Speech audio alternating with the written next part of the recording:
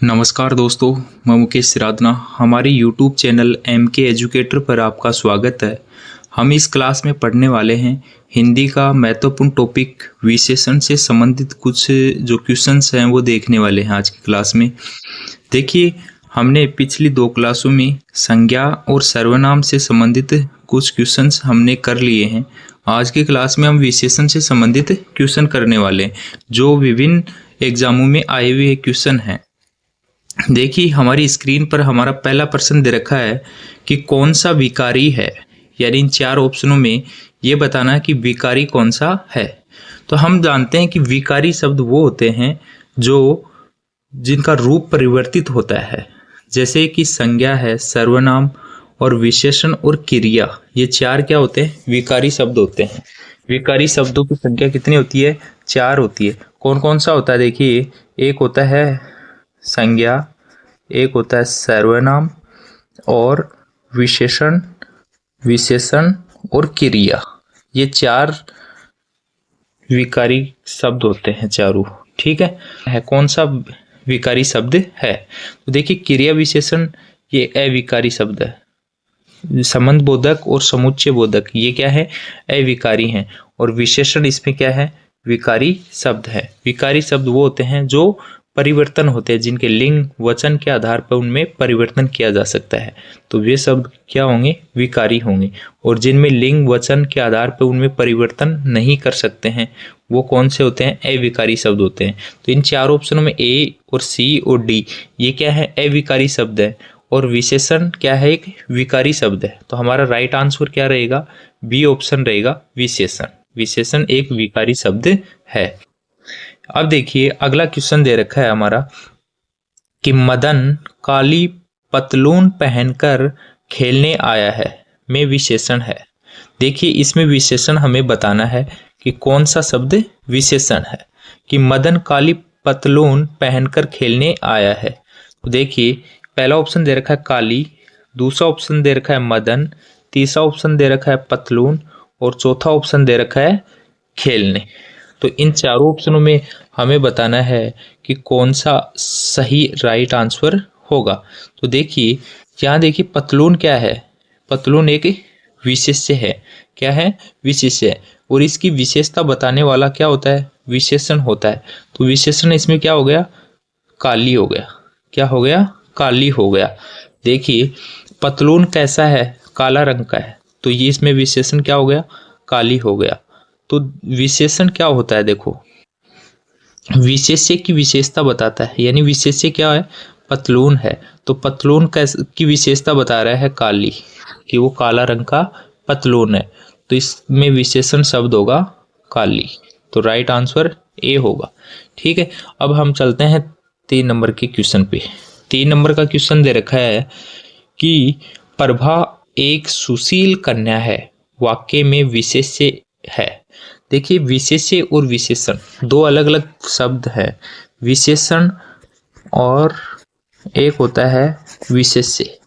तो ये दोनों अलग अलग है। देखिए, इन दोनों शब्दों को आपको समझना होगा कि विशेषण कौन से हैं और विशेष्य कौन से हैं। तो विशेषण तो होंगे कि जो विशेषता प्रकट की जाती है वो तो क्या होता है? विशेष्य होता है। ये तो क्या करता है? विशेषता प्रकट करता है। विशेषता प्रकट करता है, तो वो तो शब्द होते हैं विशेष्य। और जिनकी जो विशेषता सूचक शब्द होते हैं वो क्या होते हैं? विशेषण होते हैं। तो विशेष्य और विशेषण इन दोनों को पहचानना होगा। अब देखिए, इस शब्द में क्या है? इसमें देखो, सुशील कन्या है। सुशील कन्या है, यानी कि कन्या कैसी है? सुशील है। तो कन्या इसमें क्या होगा? विशेष्य होगा। तो ये शब्द क्या है? विशेष्य है। और सुशील क्या है? विशेषण है। तो इनमें देखिए, आप पहचान कर सकते हो कि विशेष्य कौन सा होगा और विशेषण कौन सा होगा। तो इसमें सुशील तो क्या है? विशेषण है और कन्या इसमें विशेष्य है। तो प्रश्न में पूछा है कि वाक्य में कौन सा विशेष्य है, तो इसमें राइट आंसर होगा कन्या। तो कन्या की विशेषता बताई जा रही है कि वो सुशील है। तो इसमें सुशील क्या हो गया? विशेषता होगी और इसमें कन्या क्या हो गई? विशेष्य होगा। तो राइट आंसर सी हो जाएगा। इसी प्रकार से देखिए, 4 नंबर का क्वेश्चन दे रखा है, प्रविशेषण बताते हैं, यानी विशेषण, संज्ञा, सर्वनाम और विशेषण। अब देखिए विशेषण क्या होता है, विशेषण होता है जिसमें संज्ञा सर्वनाम की विशेषता बताई जाती है, और संज्ञा सर्वनाम की विशेषता बताने वाले शब्दों को हम विशेषण बोलते हैं, और विशेषण की जो विशेषता बताएगा उसको हम बोलते हैं प्रविशेषण। तो विशेषण की विशेषता, विशेषणों की विशेषता बताने वाले शब्द क्या हो गए, प्रविशेषण हो गए। तो इसमें राइट आंसर क्या हो गया, सी ऑप्शन होगा कि प्रविशेषण किसको बोलेंगे, जिसमें विशेषण की विशेषता बताई जाती है। जैसे विशेषण मान लिया कि सुंदर, सुंदर क्या है, विशेषण है, लेकिन वो कितना सुंदर है, बहुत सुंदर है, बहुत, तो बहुत क्या हो गया, प्रविशेषण हो गया। तो ये तो हो गया विशेषण, विशेषण, और ये हो गया प्रविशेषण, प्रविशेषण।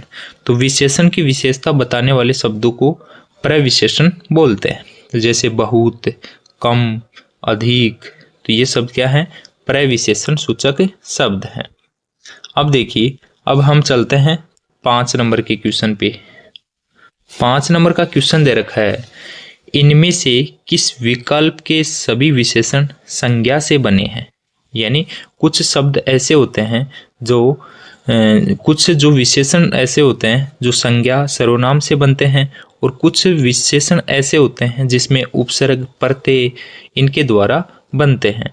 तो इसमें हमें ये ढूंढना है, इसमें ये चुनना है कि कौन सा शब्द है जो संज्ञा से बने हैं। तो देखिए संज्ञा से बनने वाले शब्द इसमें हैं, सी ऑप्शन इसमें राइट होगी। इसमें देखो सरदा है, सरदा से क्या बना है, सरदा से श्रद्धालु बना है, तो सरदा से क्या बन गया, श्रद्धालु।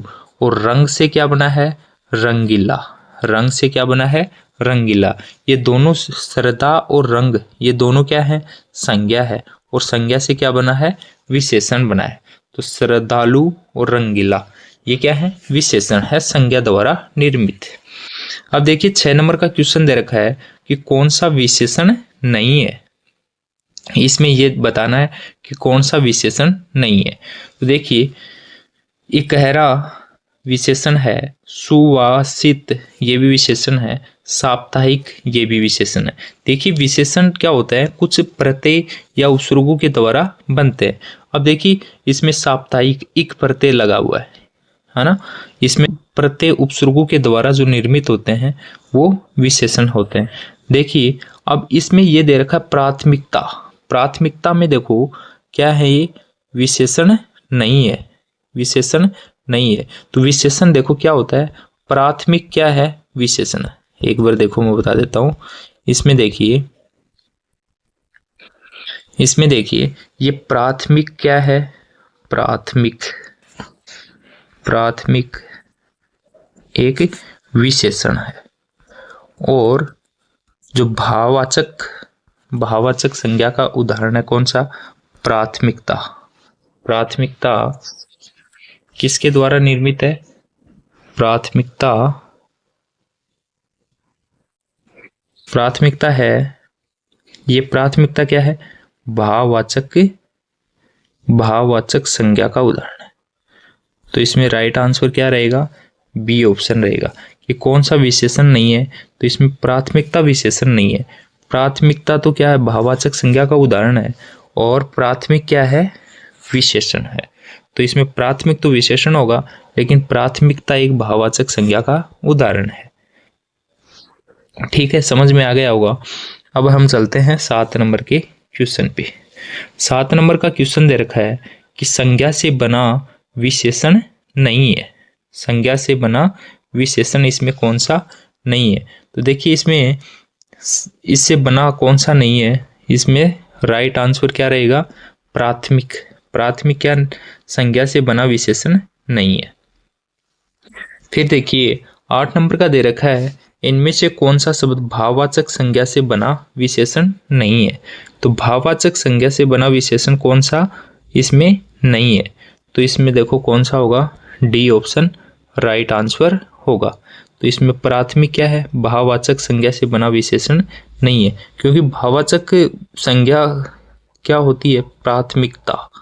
प्राथमिकता शब्द क्या है, भाववाचक संज्ञा का उदाहरण है। इसमें क्या नहीं है, ये नहीं है। अब देखिए 9 नंबर का क्वेश्चन दे रखा है कि कौन सा विशेषण नहीं है। तो विशेषण इसमें कौन सा नहीं है, देखो बेचारा, इसमें बे उपसर्ग लगा हुआ है, इसमें बेसहारा, इसमें थका हारा, ये सब क्या है, विशेषण है। लेकिन इसमें भाईचारा क्या है, विशेषण नहीं है। इसी प्रकार से 10 नंबर का क्वेश्चन दे रखा है कि पुस्तक से कौन सा विशेषण बनेगा, यानी पुस्तक शब्द दे रखा है उससे कौन सा विशेषण बनेगा। तो पुस्तक से देखिए पुस्तकीय, पुस्तकीय क्या बनेगा, विशेषण शब्द बनेगा। अब हम चलते हैं देखिए 11 नंबर के क्वेश्चन पे। 11 नंबर का क्वेश्चन दे रखा है कि किस में परिमाणवाचक विशेषण है। देखो एक होता है परिमाणवाचक विशेषण, एक होता है संख्यावाचक विशेषण। दोनों सेम से लगते हैं लेकिन दोनों में बहुत अंतर है।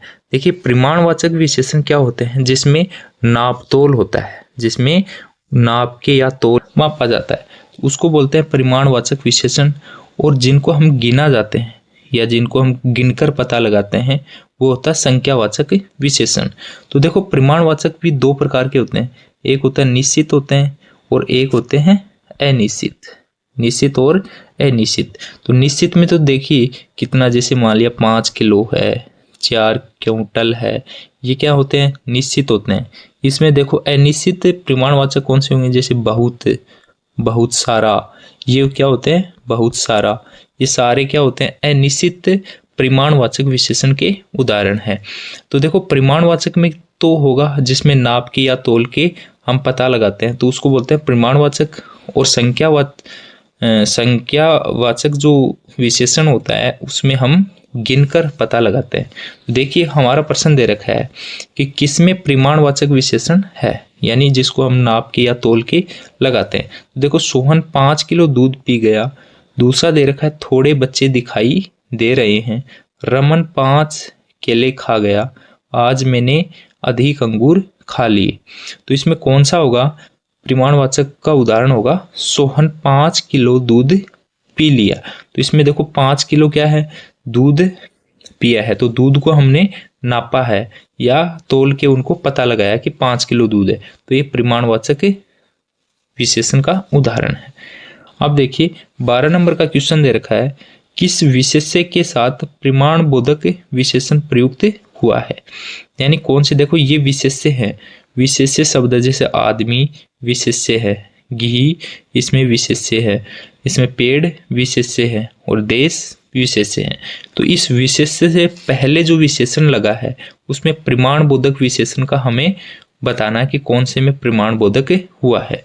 देखो आदमी, बहुत आदमी, देखो शेर घी, 2 शेर घी, तो ये 2 शेर क्या है, 2 शेर, शेर इकाई है उसकी मापने की, तो 2 शेर घी है, तो ये क्या है, परिमाणवाचक विशेषण का उदाहरण है। देखिए समझ में आ रहे होंगे क्वेश्चंस। हम इस क्लास में कुछ क्वेश्चंस विशेषण के हो जाएंगे और जो शेष रह गए क्वेश्चंस है वो अगली क्लास में हम करेंगे। यानी कि जो विशेषण से संबंधित जितने भी प्रतियोगी परीक्षाओं में आए हुए क्वेश्चन है उन सब क्वेश्चनों को हम शामिल करेंगे।